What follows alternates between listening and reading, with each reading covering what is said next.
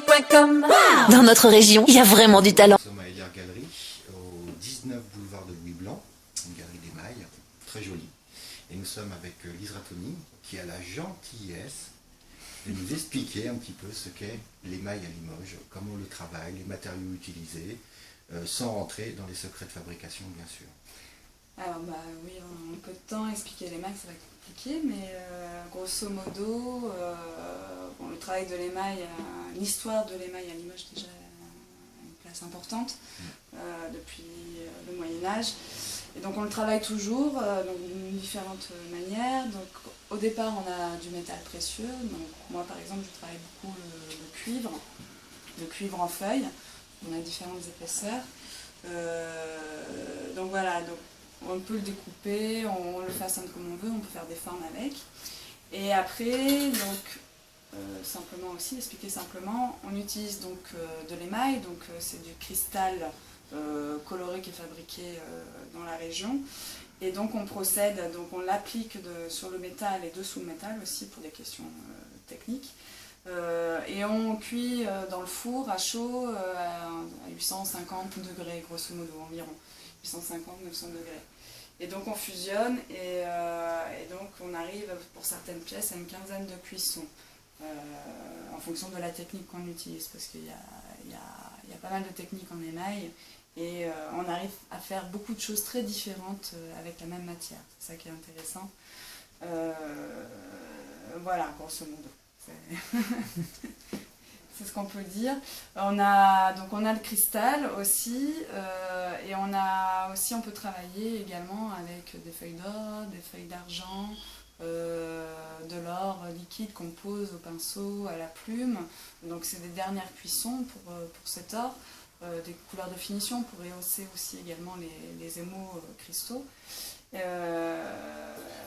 c'est un peu, pour quelqu'un comme moi qui ne connaît pas grand chose en émail, ça paraît en fait les techniques un petit peu illimitées. On a l'impression qu'on peut faire beaucoup de choses avec l'émail.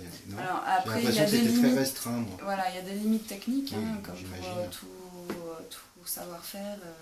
Mais effectivement, on peut faire beaucoup de choses graphiquement, des mélanges de couleurs, des effets aussi. On peut faire beaucoup de recherches au niveau des effets de matière, des mélanges de cuit, de sous-cuit, voilà, c'est une grande. Oui, parce que l'émail en fait ne reste pas non plus qu'un objet en fait de décoration, style tableau, bijoux, oui. Mais ça peut aussi peut-être s'inscrire dans une cuisine. Oui, on peut peut-être faire des choses un peu plus dans l'ameublement, dans les. Oui. Alors on peut, moi au départ j'en ai fait pas mal.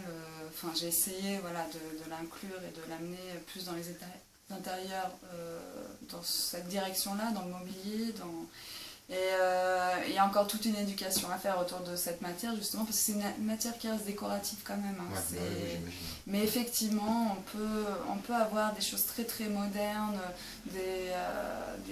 comment dire, on pourrait avoir du carrelage en émail et tout. Mais là, oui, on pourrait. Après bon, voilà, c'est un certain prix aussi, parce qu'on n'est que sur des matériaux nobles, on va dire.